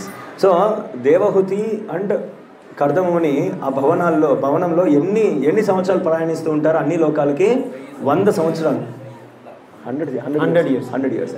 100 ఇయర్స్ ప్రయాణిస్తూ ఉంటారు అన్ని ప్రదేశాలకు, అన్నిటికీ దివ్యమైన ప్రదేశాలు అన్ని దగ్గరికి ప్రయాణిస్తూ ఉంటారు. Then they return to the ashram. The palace is still there. There they enjoy this pastimes, like intimate pastimes, and Kardama-muni expands into 9 different Kardamunis by his yogic powers, because it is told that the requirement for bodily enjoyment for women is almost 8 or 9 times more than a man. So to satisfy that, Kardamuni expands. That to satisfy devotees that desire, Kardamuni expands into 9 different Kardamunis and they unite. So అన్ని ప్రదేశాలకు అందరికీ తిరిగి వచ్చిన తర్వాత so కర్దముని ఒకరే ఉంటారు కదా, కానీ 9 రకాలుగా విస్తరిస్తారనమాట. 9 రకాలుగా విస్తరించి దేవహూతికి దేవహూతితో ఇంటిమేట్ పాస్ టైమ్స్ అంటే they know that. I don't think much. So the 9 different forms Kardama-muni, it is told that ఒకరు 9 రకాలుగా మారగలుగుతారు అనమాట. విల్ సే మన జనరల్ చెప్తూ ఉండే కదా 9 different types of people will be there. So అలాగా కర్దముని విల్ ట్రాన్స్ఫార్మ్ ఇంటూ 9 ఫార్మ్స్. 9 రకాలుగా మారి దేవహూతికి ఆ సాటిస్ఫాక్షన్ ఇస్తారనమాట. Because of this union, they will get 9 daughters, and these are not ordinary daughters. Devahuti became pregnant and the same day all 9 were delivered. Not like she'll wait for another 9 months. No, all were delivered on the same day. No labor pain. So ఆ తర్వాత 9 మంది పుత్రికలకి జన్మనిస్తుంది అనమాట Devahuti. Like 9 మంది పుత్రికలకి ఒకే క్షణంలో జన్మనిస్తుంది అనమాట. So these 9 daughters were awarded to 9 great rishis. Anybody has got idea who are the Sapta Rishis? They are changing. Okay. Vishwamitra, Atri. Vasishtha, Atri. Out of the 9 rishis, 7 were Sapta Rishis. They are Bhrigu, Vasishtha, Angira, Atri, Pulastya, Pulaha and Kratu. These 7, and then Marichi and Angira, Atharva. These were the 9 sages with whom these 9 daughters were married. So ఈ 9 మంది పుత్రికల్ని ఎవరికి ఇస్తారు అంటే సప్త ఋషులకి ఇచ్చి పెళ్లి చేస్తారనమాట. And సప్త ఋషుల్లో ఇంకా 2 ఋషుల్ని ఇంకా 2 ఋషులకి ఇచ్చి కూడా ఆ 9 పుత్రికల్ని పెళ్లి చేస్తారు. So you just imagine what kind of service Kardamuni is doing. This is not some ordinary service. Sapta Rishis, they all become very happy by receiving these very qualified daughters. They are also very qualified daughters, like Arundhati, Anasuya, Atri Anasuya. So all these great, Shanti, another wife. So all these great, very exalted people. So ఇక్కడ మనం చూస్తే కర్దముని and Devahuti వాళ్ళు వచ్చేసి తన మనస్సు ఇంద్రియ సంతృప్తి కోసమో కాదనమాట. సో వాళ్ళు గ్రేట్ ఋషీస్కి, చాలా గొప్ప ఋషులకి ఇచ్చి పెళ్లి చేస్తారనమాట. సో వాళ్ళ పుత్రికలని అందరినీ గొప్ప ఋషులకి ఇచ్చి పెళ్లి చేయడం జరుగుతుంది. దిస్ ఈజ్ సమాజానికి ఒక గ్రేట్ సర్వీస్ అనమాట ఇది. Now immediately Kardamuni will say, okay, now we have an agreement, now I have to leave. But one more thing is that Lord, when he appeared in front of Kardamuni, Lord told that after you will have 9 girls, then I will also take birth in Devahuti's womb. That also was promised by the Lord. So ఇక్కడ కర్దముని చెప్తారనమాట దేవహూతికి. So నువ్వు అడిగిన 2 కోరికలు అది తీరిపోయాయి, ఒకటి గృహము, ఇంకొకటి సంతానము, ఇంకా నేను వెళ్ళిపోతాను అని చెప్తారనమాట కర్దముని. కానీ ఇక్కడ భగవంతుడు ఏం చెప్తారంటే, నువ్వు 9 మంది సంతానం అయిన తర్వాత నేనే స్వయంగా నీకు పుత్రుడిగా జన్మిస్తాను అనేసి భగవంతుడు చెప్తారు. ఇది భగవంతుడి యొక్క ఆశీర్వాదం. So when Kardamuni told, I am leaving, Devahuti asked, oh my dear husband, you are such an exalted husband. After having your association, I have not at all used. I have been just using it for sense enjoyment. I have not used it for spiritual advancement. So you have to please offer me fearlessness also. You have to offer me fearlessness, then you can leave, please. So అప్పుడు దేవహూతి నేను ఇంకా వెళ్ళిపోతాను అని చెప్పినప్పుడు దేవహూతి ఏం చెప్తుందంటే, so like కర్దముని నువ్వు ఇప్పటి వరకు నా కోరికలన్నీ తీరాయి, కానీ ఒక స్పిరిచువల్ అడ్వాన్స్మెంట్ అంటే ఆధ్యాత్మిక పురోగతి కూడా నాకు ప్రసాదించాలి. నువ్వు వెళ్ళిపోయిన తర్వాత నాకు అభయాన్ని ఇచ్చేది ఎవరు అంటే భయాన పరిస్థితి వచ్చినప్పుడు అభయాన్ని ఇచ్చేవాళ్ళు ఎవరు, ఆ అభయాన్ని తీసుకునే ఆ పరిస్థితి కూడా నాకు కల్పించాలి అనేసి దేవహూతి అడుగుతుంది అనమాట. ఆ ఆధ్యాత్మిక పురోగతికి కావాల్సిన జ్ఞానం కూడా నాకు ప్రసాదించు అనేసి కర్దముని వేడుకుంటుంది. Because all these girls will be married to their husbands and they will go. So who will take care of me? So Kardamuni again will continue staying with Devahuti for many more years. Then when time is apt, this Lord, Supreme Lord appears in the womb of Devahuti through Kardamuni. So ఇది విన్న తర్వాత కర్దముని ఇంకొన్ని సంవత్సరాలు దేవహూతితో ఉండడం జరుగుతుందన్నమాట. So ఆ తర్వాత ఒక మంచి ముహూర్తం, మంచి సుముహూర్తం వచ్చిన తర్వాత శ్రీ మహావిష్ణువే స్వయంగా కపిల దేవుడి లాగా అవతరించడం జరుగుతుంది. So at that time Brahma comes, Brahma will wish all the best to Kardamuni and he becomes very happy. He says that as a son you have completely followed my instructions perfectly and you will be blessed because of this. And then Kapila Dev takes birth and then Kapila Dev grows. Then what Kardamuni does is Kardamuni takes Kapila Dev in a secret place.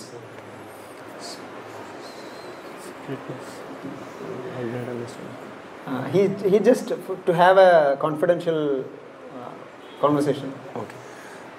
So అప్పుడు భగవంతుడు స్వయంగా జన్మించడం, ఆ తర్వాత బ్రహ్మదేవుడు స్వయంగా రావడము, బ్రహ్మదేవుడు స్వయంగా వచ్చి కర్దముని ప్రశంసిస్తారనమాట. సో నేను చెప్పిన సూచనలను నువ్వు కరెక్ట్గా ఫాలో అయ్యావు, నేను చెప్పిన సూచనల్ని కరెక్ట్గా నియమించావు అనేసి కర్దముని నువ్వు ప్రశంసించడం. ఆ తర్వాత కపిల దేవుణ్ణి ఎవరికి తెలియకుండా ఒక గుప్త ప్రదేశంలో నువ్వు తీసుకొని వెళ్ళడం జరుగుతుందన్నమాట. So Kardamuni knows that this is Supreme Personality of Godhead, so he completely treats him as not his son but as Supreme Personality of Godhead, and he says, oh my Lord, you have completely blessed me, now you have to give me the permission to leave so that I can continue remembering you in my mind. See, Lord itself is present in front of you. Instead of taking that association, Kardamuni is saying, I will take you, I will carry you in my heart and I will continue this journey and I will attain you at the end of my life. So Kapila దేవుణ్ణి అక్కడ తీసుకొని వెళ్ళిన తర్వాత కపిల దేవుడితో మాట్లాడతారనమాట కర్దముని. So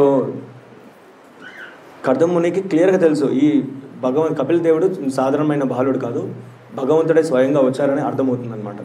so Kapila దేవుడితో ఏం చెప్తారంటే, మీరు పర్మిషన్ ఇస్తే నేను ఇప్పుడు నా బాధ్యతలన్నీ విశ్రమించి నేను బయలుదేరుతాను, సో దానికి నాకు ఆశీర్వదించు అనేసి కపిల దేవుడిని ఆరాధిస్తారనమాట. సో తన బాలుడిలాగా ఆరాధించరు, భగవంతుడిలాగా ఆరాధిస్తారనమాట. కపిల దేవుడు వచ్చేసి కర్దముని యొక్క కొడుకే నిజానికి, కానీ కొడుకులాగా వ్యవహరించారు, భగవంతుడితో మాట్లాడుతున్నట్టు వ్యవహరిస్తారనమాట. So Kardamuni then travels all over the world carrying Kapila, our Lord, Supreme Lord in his heart, and finally he comes to a state that his mind becomes so peaceful like a vast ocean without any waves. That is the comparison given. So Kardamuni ఆ భగవంతుడిని మనసులో పెట్టుకునేసి, కపిల దేవుని మనసులో పెట్టుకునేసి చాలా సంవత్సరాలు చాలా ప్రదేశాలకు వెళ్ళి తపస్సుని ఆచరిస్తూ ధ్యానాన్ని ఆచరిస్తూ వెళ్తుంటారు. తన మనసు ఎంత శ్యామలంగా అయిపోతుందంటే ఒక పెద్ద సముద్రంలో అలలు రాకుండా ఉంటే ఎంత ప్లెజెంట్గా ఎంత పీస్ఫుల్గా ఉంటుందో తన మనసు అంత శ్యామలంగా సస్యశ్యామలంగా అయిపోతుంది అనమాట. Then he goes back to Godhead, and here Kapila Dev, he grows and he is just like a son to Devahuti. He is nicely having his time and he is peaceful and he is not talking about anything, he is nicely sitting. So అప్పుడు కర్దమమ్మని అలా మనసు శాంతింప చేసిన తర్వాత డైరెక్ట్గా ఆయన భగవద్ధామానికి వెళ్ళడం జరిగిపోతుంది. So Kapil దేవుడు దేవహూతి దగ్గరికి వచ్చిన తర్వాత పుత్రుడిలాగా లైక్ బాలుడిలాగా లైక్ చాలా ఆప్యాయతంగా వాత్సల్య భావంతో ఆ ప్రేమని ఆస్వాదిస్తూ చాలా బాగా పెరుగుతూ ఉంటారనమాట కపిల్ దేవుడు.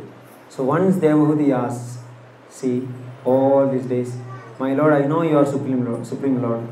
You have come to me, I know, to give me self-realization.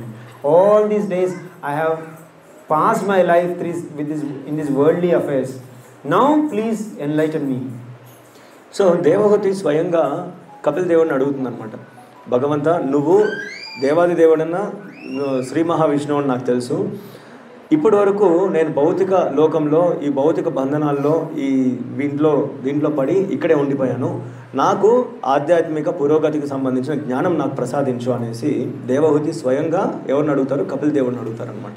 So that's what here Prabhupada is saying in the purport, that the instructions of Lord Kapila to his mother Devahuti is discussed from the chapters 3rd canto 25 to 32. Huge discussion it is. Huge. It is a whole lot of information. So ఇక్కడ చెప్పబడింది ఏంటంటే 3వ స్కందం 25వ అధ్యాయం నుంచి 32వ అధ్యాయం వరకు చాలా చాలా చాలా చాలా డిస్కషన్ అనమాట. కపిల దేవుడు దేవహూతికి మాట్లాడటము, ఆధ్యాత్మిక విషయాల గురించి మాట్లాడటం అనేది చాలా చాలా పెద్ద చాప్టర్స్ అనమాట. చాలా చాప్టర్స్ అన్నీ ఉన్నాయి. If you see the contents of these chapters, I'll just go through that briefly. If you just see the contents, you will be wonderstruck because it is so complicated, not very easy to understand, very complicated. And many people say, oh, Vedic culture, they keep women as on the side, they don't consider women to be equal to men, women are considered less intelligent. All these things are there, all these rumors are there. Then why such a complicated topic is being discussed with Devahuti? There could be some other Brahmana. Lord could have chosen someone else.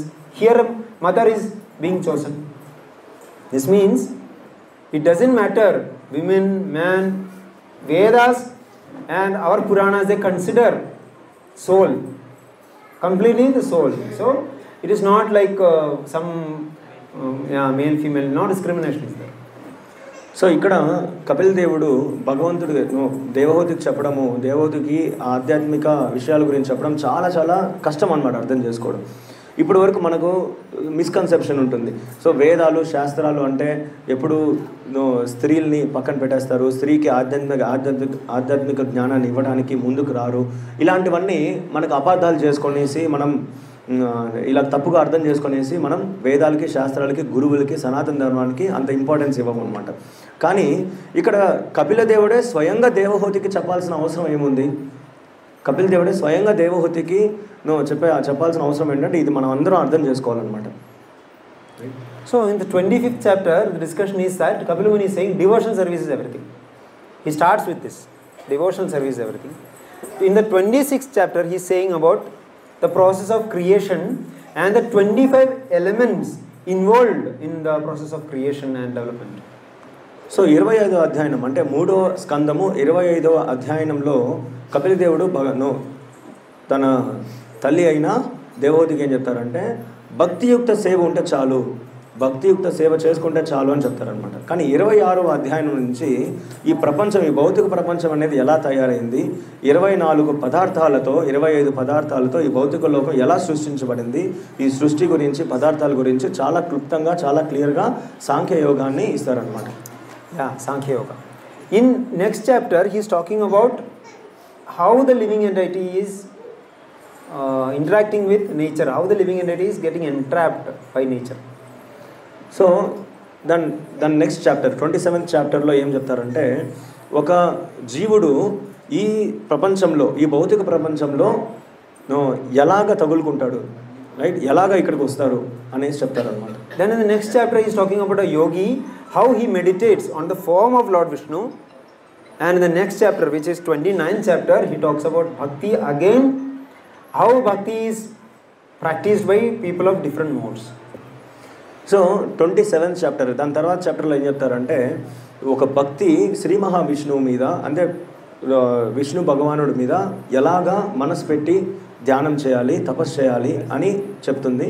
And 28th chapter, దాని తర్వాత చాప్టర్లో ఏమంటే మళ్ళీ భక్తి గురించి మళ్ళీ చెప్తారనమాట. కపిల్ దేవుడు మళ్ళీ భక్తి అంటే ఏమి, భక్తి యుక్త సేవలు అంటే ఏమని మళ్ళీ ఆ అధ్యయనంలో మళ్ళీ చెప్పడం జరుగుతుంది. Yeah, that was 28 and 29. Now in 30th chapter, Kapila Dev is talking about karma and about hell, all that suffering in hell, and yeah, you can say that. ఈ 30వ అధ్యాయంలో కపిల్ దేవుడు ఏం చెప్తారు అంటే లైక్ కర్మ అండ్ నరకం, ఎలాంటి పనులు చేస్తే ఎలాంటి నరకాలు మనకు ప్రాప్తిస్తాయి, సో ఏ కర్మలు చేయాలి, ఏ కర్మలు చేయకూడదు అనేది క్లియర్గా 30వ అధ్యాయంలో 7వ స్కందం 30వ అధ్యాయంలో చెప్పడం జరుగుతుంది. Now the 31st chapter is very interesting. 31st chapter, it is mentioning about the movement of the living entity. That means how within the womb of a mother an embryo develops. That is scientifically different stages. How it can be understood without like a scientific intervention. That is why Bhagavatam is so scientific. Different stages of the embryo till the baby is formed. Different months, different weeks, what will happen? That is clearly given in the 31st chapter. So 31st chapter 31వ అధ్యాయం అనేది ఇంకా చాలా చాలా ఇంట్రెస్టింగ్గా ఉంటుందన్నమాట. So ఒక జీవుడు ఒక శిశువు ఒక గర్భం దాల్చిన తర్వాత సో ఎలాంటి మార్పులు చేర్పులు వస్తాయి, ఇలాంటి ప్రతి ఒక్కటి చాలా శాస్త్రవేత్తంగా చాలా విజ్ఞానవంతంగా ఈ 31వ అధ్యాయంలో చెప్పడం జరుగుతుంది. Then Kapila Dev concludes his teachings by talking about fruitive activities and how to come out of fruitive activities through devotional service. So అలాగా దాని తర్వాత కపిల్ దేవుడు వచ్చేసి దాన్ని సమాప్తం చేస్తారనమాట. ఫలితాలు, కర్మ ఫలితాలు ఏమి, ఇవన్నీ చెప్పేసి దేవహూతితో మాట్లాడటం అనేది సమాప్తం చేస్తారు. So here in the purport, Prabhupada is saying, just like Devahuti listened carefully from Kapila Dev, just like Arjuna listened carefully from Lord Sri Krishna, both of them achieved perfection. Arjuna from Sri Krishna, like that. So yeah. Both of them. So భగవద్గీతలో అర్జునుడు శ్రీకృష్ణుడి దగ్గర నుంచి ఎంత ఏకాగ్రతతో వింటారో అదేవిధంగా దేవహూతి కూడా కపిల్ దేవుడి దగ్గర నుంచి అంతే ఏకాగ్రతతో వింటుందన్నమాట. అలా వినేసి భగవద్ధామానికి వెళ్ళిపోతారు. So you should see how inquisitive Devahuti. You should also, when you read those chapters, you will find out what kind of complicated questions Devahuti asks. So that much inquisitiveness we should have. That's why Prabhupada is saying here, we should not be satisfied by just knowing that, okay, whatever known about God, okay, God is there, I am there. No, that is not enough. You have to know more. How much ever your capacity is, you should try to know more. That you should try. That's what Prabhupada is saying. So ఇక్కడ మనం inquisitive nature అంటే జిజ్ఞాసని మనం దేవహూతి దగ్గర నేర్చుకోవాలన్నమాట. So కర్దమముని and Kapila దేవుడు వీళ్ళందరూ ఏమంటే చాలా చాలా గ్రేట్ పర్సనాలిటీస్ అనమాట. దేవహూతి వాళ్ళతో సాంగత్యం తీసుకోవడం, ఓకే భగవంతుడు నాతో ఉన్నారు కదా ఇంకేం కావాలి మనకు అని అనుకోలేదు. జిజ్ఞాసతో నేను ఇంకా నేర్చుకోవాలి ఆధ్యాత్మిక విషయాలు ఇంకా నేను తెలుసుకోవాలి అనేసి ప్రతి క్వశ్చన్ అడుగుతూ ఉంటుందన్నమాట. కపిల్ దేవుడితో కావచ్చు, కర్దమమునితో కావచ్చు. ఈ జిజ్ఞాసని మనం కూడా నేర్చుకోవాలి. So after hearing from her son for so much time and after understanding and practicing all that, Devahuti achieved Vaikuntha. A Vaikuntha loga which is completely dedicated for Kapila Dev. So ఇది విన్న తర్వాత దేవహూతికి భగవద్ధామానికి వెళ్ళిపోతారనమాట. భగవద్ధామం ఎక్కడికి వెళ్తుంది? వైకుంఠ లోకానికి వెళ్తుంది అనమాట. వైకుంఠ లోకంలో కూడా చాలా లోకాలు ఉంటాయి. ఒక లోకంలో ఎక్కడైతే కపిల్ దేవుడు ఉంటారో, కపిల్ దేవుడు ఎక్కడైతే అక్కడ అర్చించబడతారో ఆ లోకానికి దేవహూతి ఉద్ధారణ చేయబడుతుంది అనమాట. So here Prabhupada is saying there are many Vaikuntha lokas and each avatara is the predominating deity in that Vaikuntha loka. So Vaikuntha లోకంలో చాలా లోకాలు ఉంటాయి, చాలా వైకుంఠ లోకాలు ఉంటాయి అన్నమాట. అన్నీ కలిస్తే అది వైకుంఠం. సో ఒక్కొక్క లోకంలో ఒక్కొక్క భగవంతుడి రూపం ఉంటుందన్నమాట.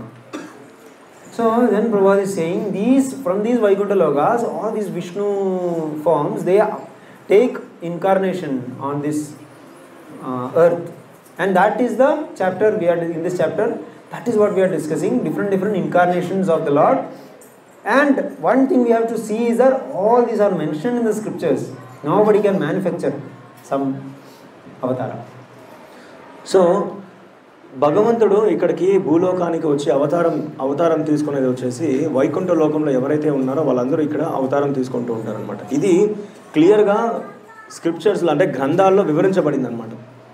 కానీ సొంతంగా లేకపోతే మనంతట మనము లేకుంటే వేరే వాళ్ళు ఇది భగవంతుడి అవతారం అని చెప్పడానికి లేదు.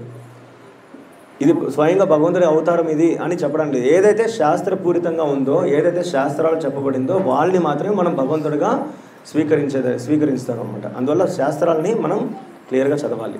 So one should not be fooled by the different kinds of interpretations by different kind of people of the scriptures, and one should not be fooled by some fake avatars. You should clearly ask where in the scripture this avatara is mentioned. So మనము like బయట వాళ్ళు చెప్పినట్టు వేరే వాళ్ళు చెప్తున్నట్టు మనకు like ఎవరైనా భగవంతుడు అవతారం అని చెప్తే అందరూ నమ్మేస్తాం. సో అలాగా జ్ఞానం లేకుండా మనం అన్నీ నమ్మకూడదు అనమాట. సో ఎవరైతే ఫర్ ఎగ్జాంపుల్ వీళ్ళు భగవంతుడికి అవతారము ఆరాధించాలి, పూజ చేయాలి అని చెప్పంగానే వీళ్ళు భగవంతుడి అవతారం అని చెప్పడానికి శాస్త్రాలలో ఉన్న రెఫరెన్స్ ఏంటి, ఏ శాస్త్రం వీళ్ళు భగవంతుడికి అవతారం అని చెప్తా ఉంది అనేసి క్లియర్గా మనం అర్థం చేసుకోవాలన్నమాట. శాస్త్రపూరితంగా ఎప్పుడైతే వీళ్ళు భగవంతుడు అని మనం నమ్మడానికి నియమించడానికి వీలవుతుందో అప్పుడే మనం వీళ్ళు భగవంతుడు అనేసి మనం అనుకోవాలి. And here it is mentioned there are different types of avatars: Amsha, Kala, Yuga Avatara, Manvantara Avatara, and Shakti Avesh Avatara. Shakti Avesh Avatara means a particular living entity is being empowered by Krishna to act like a extraordinary person. So చాలా అవతారాల గురించి ఇక్కడ చెప్తారనమాట. కళ, పుంస and next శక్తి ఆవేశ అవతార. So ఎప్పుడైతే భగవంతుడు స్వయంగా ఒక జీవుడి రూపంలో వస్తారో, శక్తి ఆవేశ రూపంలో వస్తారో వాళ్ళని శక్తి ఆవేశ రూపం అంటారనమాట. సో ఒక జీవుల్ని వెంటనే భగవద్ధామానికి తీసుకొని వచ్చే అవతారం అనమాట అది. When a jiva is empowered, that is called Shakti Avesh Avatara. So ఒక జీవుడు ఎప్పుడైతే భగవంతుని యొక్క పవర్ని అంటే భగవంతుని యొక్క శక్తిని తీసుకోగలుగుతారో సో అప్పుడు వాళ్ళని శక్తి ఆవేశ అవతారం అంటారు అనమాట. See, here this interesting statement comes: the impersonal conception of the supreme truth. Just listen. The impersonal conception of the supreme truth is just a process of negation of the form of the Lord from the mundane conception of the supreme truth. Anyone understood? This is Nirakara is a separation. Let us understand that this is not a part of the God of God. Yeah. See, listen to the sentence once again. The impersonal conception of the supreme truth. Impersonal conception of supreme truth means what? Supreme truth has no form. Is just a process of negation of the form of the Lord from the mundane conception of the supreme truth. Means this impersonal conception is coming out of our material way of thinking, our mundane way of thinking. Why? Our mundane way of thinking is what? We all have got form. Then how supreme truth can have form? Form means it is a disability. We are limited by this form. Then how supreme truth can have form? From this thought process, this mundane thought process. From this thought process only this negation of form is coming. That is from where this impersonal conception is coming. Yes, I can try to. So మనము భౌతికంగా ఎప్పుడైతే ఆలోచిస్తామో అంటే భౌతికంగా అంటే మనకు ఈ రూపం అనేది ఉందన్నమాట, రైట్? సో మనకు ఈ భౌతిక రూపం అయితే ఉంది. ఈ భౌతిక రూపాన్ని మనము ఆలోచించి మనకి భౌతిక రూపం ఉంది, మనం లిమిటెడ్, కానీ భగవంతుడికి కూడా ఈ భౌతిక రూపం ఎందుకు ఉండాలి, అది అన్లిమిటెడ్ అయి ఉండొచ్చు కదా అనేసి మనము ఈ భౌతికంగా ఆలోచిస్తాం చూడండి. అది వచ్చేసి ఇంపర్సనల్ అనమాట. అంటే భగవంతుడికి రూపం లేదు అనే కన్సెప్షన్ మనకి తీసుకొని వచ్చేస్తుంది. అంటే భౌతికంగా మనం ఆలోచించే ఆలోచనలో దేనికి తీసుకొని వస్తుంది మనల్ని? భగవంతుడికి రూపం లేదు అనే స్టేట్మెంట్కి మన మనసు తీసుకొని వస్తుంది అనమాట. But actually Krishna has got a transcendental form. These people who follow this impersonal conception, they reject form of the Lord. That is why that becomes Mayavada. They think that form of the Lord is also Maya. Form of the Lord is not Maya. Our form is just a reflection. We have form because Lord has form. That is why we have form. Because Lord is so beautiful, that is why we also have got some beautiful forms. So ఎప్పుడైతే వీళ్ళు like ఎవరైతే భగవంతుడికి రూపం లేదు, భగవంతుడికి నిరాకార రూపం అని ఎప్పుడైతే వీళ్ళు దీన్ని నమ్ముతారో వాళ్ళు ఎప్పటికి కానీ భగవంతుడికి రూపం ఉంది అనే స్టేట్మెంట్ ఎప్పుడూ యాక్సెప్ట్ చేయరనమాట. సో దాన్ని ఏమంటారంటే వాళ్ళు మాయావాద అంటారు. భగవంతుడికి రూపం ఉన్నది కూడా అది కూడా మాయా అని చెప్తారనమాట. భగవంతుడికి రూపం ఉన్నది కూడా మాయ. యాక్చువల్లీ భగవంతుడి యొక్క రూపం మాయ కాదు, మన యొక్క రూపం, మన యొక్క దేహం అనేది మాయ. భగవంతుడికి రూపం ఉంది కాబట్టి మనకు కూడా ఈ రూపం వచ్చింది. కానీ భగవంతుడి రూపం సత్యం, మనకు కలిగిన ఈ దేహం అనేది అసత్యం అనమాట. Right. So as a spirit soul, ఆధ్యాత్మిక రూపంగా వీఆర్ సర్వెంట్స్ ఆఫ్ లార్డ్ అని మనం అర్థం చేసుకోవాలి. See, the living entities by their very constitution are spiritually as good as the Lord, and the only difference between them is that Lord is always supreme and pure, without contamination by the modes of material nature, whereas the living entities are apt to be contaminated by association of material modes of goodness, passion and ignorance. Simple. Lord is always pure. Simple, both are same. What is that? Satchidananda Vigraha, Satchidananda Vigraha. Lord is also Satchidananda Vigraha, Jiva is also Satchidananda Vigraha, but Lord is always pure. This Satchidananda Vigraha Jiva is prone to contamination. It may get contaminated by 3 modes of material nature. That is the only difference. So జీవుడికి భగవంతుడికి చాలా చాలా వ్యత్యాసం అనేది ఉంది అనమాట. చాలా వ్యత్యాసాన్ని మనం ఇలా అర్థం చేసుకోవాలి. సో భగవంతుడు కూడా సచ్చిదానంద విగ్రహుడే, జీవుడు కూడా సచ్చిదానంద విగ్రహుడే. కానీ 3 modes ఆఫ్ మెటీరియల్ నేచర్, ఈ త్రిగుణాలు అనేటివి భగవంతుని ఎప్పుడు ఎఫెక్ట్ చేయవు, జీవుడిని ఎఫెక్ట్ చేస్తాయి అన్నమాట. This is why Jiva is called Tatastha Shakti, marginal energy of the Lord. We are also part and parcel of the Lord. Mamayvamso Jiva Loke, Jiva Bhuta Sanatana. We are also part and parcel of the Lord, just like the Lord. But we have this propensity to get trapped, fallen in the mud of material ocean. So living entity అదే జీవుడు కూడా ఏమంటే మనకు త్రిగుణాల ద్వారా మనం effect అయిపోతాం అనమాట. ఇది ఒక్కటే వ్యత్యాసం. సో మనం ఈ భౌతిక లోకంకి వచ్చిన తర్వాత ఎప్పుడైతే ఈ భౌతిక లోకంకి పడిపోతామో, సో దెన్ ఈ త్రిగుణాలన్నీ మనల్ని బాగా ఎఫెక్ట్ చేస్తాయి అనమాట. ఇక్కడే ఉండాలి, ఇక్కడే ఉండి నాకు కావాల్సిన ఇంద్రియ తృప్తి, మనసు ఇంద్రియ తృప్తిని మనం ఇక్కడే ఉండిపోతాం అనమాట.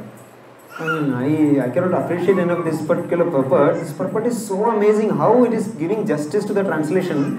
Translation is talking about how the contamination of Devahuti was cleared, that mud of contamination of Devahuti was cleared after hearing the instruction of Kapila.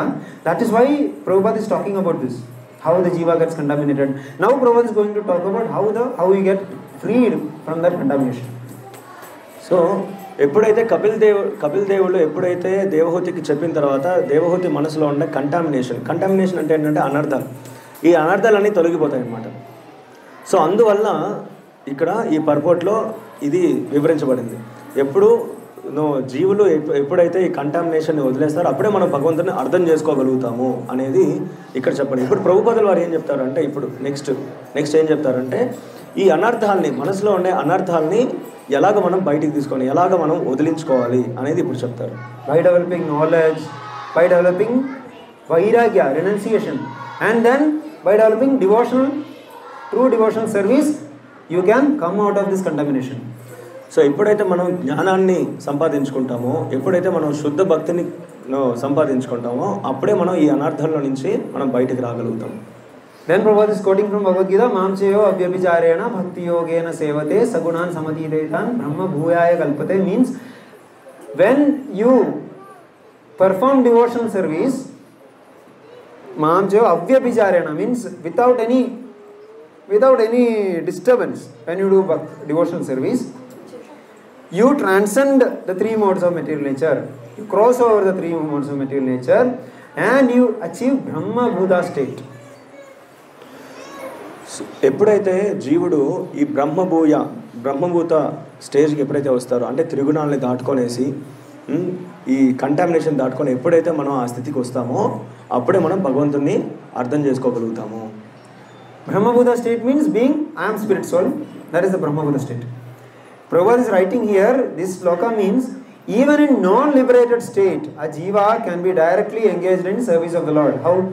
We can engage our hands, we can engage our mouth to eat prasadam, we can engage in chanting, we can engage in dancing, we can engage in hearing, We can engage in cooking, cleaning, preaching, all this are different types of devotional services. Anybody can perform, even though they are non-liberated.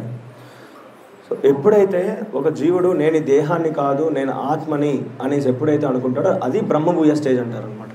బ్రహ్మభూత stage అంటే నేను ఎవరిని అనే దానికి correct solution, correct answer ఎప్పుడైతే వస్తుందో దాన్ని బ్రహ్మభూత stage అంటారు. ఎందుకంటే మనం ఎప్పుడైతే బ్రహ్మభూత స్టేజ్కి వస్తామో అప్పుడు మనము భగవంతుని యొక్క సేవల్లో మనం నిమగ్నం అవుతాం. కానీ ఎప్పుడైతే మనం ఈ దేహాత్మ బుద్ధిలో ఉంటామో, ఈ దేహానికి ఉన్న చేతుల ద్వారా, ఈ దేహం ద్వారా మనల్ని మనం సాటిస్ఫై చేసుకోవడానికి మనం ఉంటాం అనమాట. చేతులు మనకి తినడానికి హెల్ప్ చేస్తాయి, కాళ్ళు మనకి ఎక్కడ కావాలంటే అక్కడికి వెళ్ళడానికి హెల్ప్ చేస్తాయి.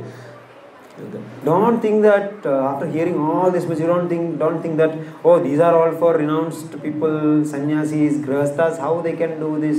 These are only for grihasthas. What Bhagavatam is talking about is for grihasthas in particular, because Devahuti, Kardamuni, all are grihasthas. In particular, they are saying it is very practical, just simple bhakti you do. Nothing you have to do. You don't have to do big yogic practices, do meditation, nothing. Simple bhakti you do. You achieve perfection by doing that. So ఇది only వైరాగ్యం పొందిన వాళ్ళకి మాత్రమే, లేకపోతే ఆధ్యాత్మికాన్ని బాగా అర్థం చేసుకున్న వాళ్ళకి మాత్రమే ఇది సాధ్యం అవుతుంది, వేరే వాళ్ళకి సాధ్యం అవ్వదు అని మనము నిరాశ చెందాల్సిన అవసరం లేదు. ఇది యాక్చువల్లీ దేవహూతి, కర్దమముని అండ్ నెక్స్ట్ కపిలదేవుడు, ఇవంతా ఈ జ్ఞానం అంతా ఎవరికంటే నిజానికి గృహస్థ డివోటీస్కి అనమాట. సో గృహస్థ డివోటీస్ కానీ శ్రీమద్ భాగవతం మ్యాక్సిమం గృహస్థ డివోటీస్కి ఎలాగ భక్తిని పీల్చుకొని రావాలి, ఎలాగ భక్తిని ప్రచారం చేయాలి, ఎలాగ భక్తిని మనం పాటించాలనేది చాలా క్లియర్గా మనం చెప్తుంది. If you are not doing this, you are simply wasting your precious life, human life, which is like a bubble, which can, anytime this bubble can burst. Anytime we can die, anytime. So this precious human life, we are wasting if you are not doing this. So ఇది మనం వదిలేసి ఇది మనం ఎప్పుడైతే భాగవతం చదవకుండా, భాగవతంలో ఉండే జ్ఞానాన్ని మనం ఎప్పుడైతే అర్థం చేసుకోకుండా ఉంటామో, దెన్ మనం చేసే పనులన్నీ ఎలా ఉంటాయి, మనం ఏది మనం ఆచరించినా కూడా ఇవన్నీ ఏంటి, శ్రమయ వైకల్యం. జస్ట్ మన సమయం అనేది వృధా అయిపోతూ ఉంటుందన్నమాట. మనకందరికీ తెలుసు కదా, మన జీవితం అనేది ఒక నీటి బుడగ లాంటిది. అది ఎప్పుడు పగిలిపోతుందో కూడా మనకు తెలియదు, రైట్? నీటి బుడగ ఎప్పుడు పగులుతుందో మనకు తెలియదు. సో ఉన్నంత కాలము, ఉన్నంత జీవితం మనం ఏం చేయాలి, భాగవతం చదివేసి భాగవతంలో ఉండే సారాన్ని మనం నిజ జీవితంలో అవలంబించుకోవాలి. So we'll stop with this one particular line of Prabhupada, the ending line of this purport.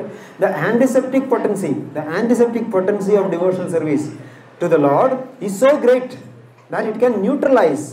What it can neutralize? Antiseptic, what it will neutralize? Infection, right?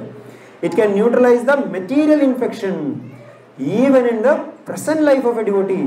You don't have to think, oh, how I am not qualified. And if you are unqualified, best.